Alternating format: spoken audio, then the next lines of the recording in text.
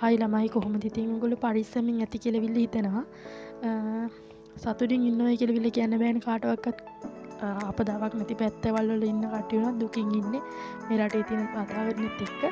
කට්ටිය පරිස්සමින් ඉන්නවද කියලා විල්ල මට කමෙන්ට් එකක් දාන්න අනිවාර්යෙන්ම පුළුවන් කට්ටිය. මොකද මම මාත් එක්කම ඉන්න කට්ටිය ගැන ගොඩාක් මේවා කරනවා. WhatsApp එකේ නැති කට්ටියක් ඉන්නවනේ ඉතින්.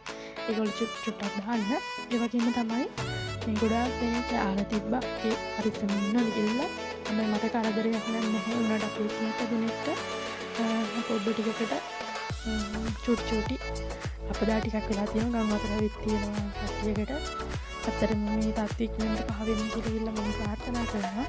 අපිට අද 29 වෙනිදා මේ කිසිම මේකක් නැතුව ඉන්න අපේ ගෙදර නම් ලොකු ගහක් පත බෑවිලා තියෙනවා වත්තට. කැරකිලිලා යාගත්තට මේ අපේ අම්මා වගලා තියෙනකොටම සම්පූර්ණ විනාශ වෙලා තියෙනවා. ඉතින් ඒක නම් ප්‍රශ්නයක් නැහැ. ආයිත් හදාගන්න තියෙන්නේ. අපේ කරදරයක් නැති කියන සතුටුම. එතකොට මේ ඔය මල් පැන් ටික හරි ගැස්සුවා. මම කලින් ලයිව් දාන්න විදියකුත් නැතුව මේ channel එකට වීඩියෝස් දාන්නවක්වත් බැරුව හිටියේ. මොකද මේ ෆෝන් එකට සිග්නල් නැහැ. අනිත් එකට තිබ්බට ඉතින් මේකෙන් තමයි වීඩියෝස් දාන ෆෝන් එකට සිග්නල් නැතුව තමයි තිබ්බේ. ඒතර මම ඇඳපු ආට් එකක් තමයි ඔය තියෙන්නේ.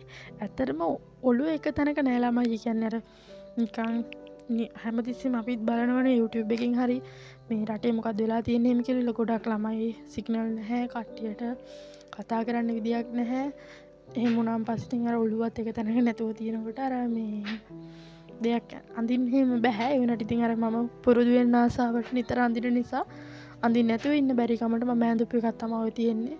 එච්චර ලස්සන නැතුව ඇති. හිතපු තරම් ආවේ නැහැ. මේ මට ඕගොල්ලෝ මේව කරගන්න විදියක් නැතුව ඉන්නේ. පුළුවන් කට්ටිය කමෙන්ට් එකක් දාන්න, ලයික් එකක් දාන්න. මේ ඒ වගේම සබ් කරලා නැති කවුරු හරි channel එකට සබ් කරලා තියාගන්න. අපි අනිත් channel එකකින් හරි රැට ලයිව් එකක් එනවා. කට්ටිය අතර මාරු වෙන්න හරි පුළුවන් ඒකේ. ඉතින් එක දිගටම කරන්න බෑ. නිතර කරන්ට් එක යනවා.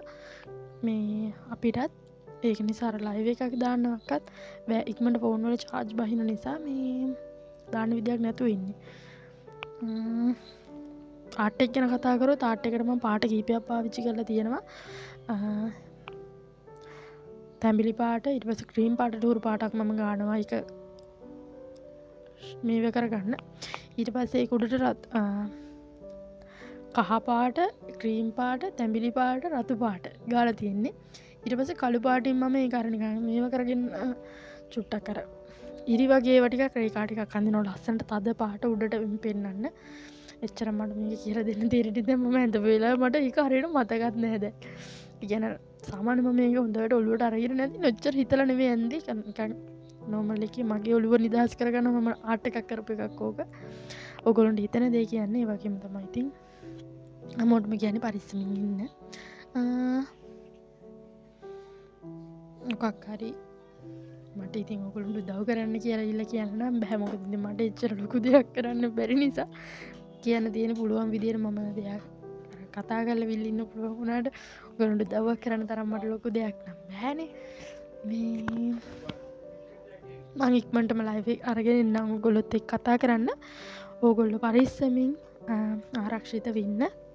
මම ඔයගොල්ලෝගේ නෙතුවට ආට් එක අන්තිම වෙනකල් වීඩියෝ එක බලපු කට්ටිය ඉන්නවනම් කමෙන්ට් එකක් දාන්න හොඳේ. ආට් එක ගැන නම් යන්න. බුත් සරණයි ඔයගොල්ලන්ට චෙස් බීටයි.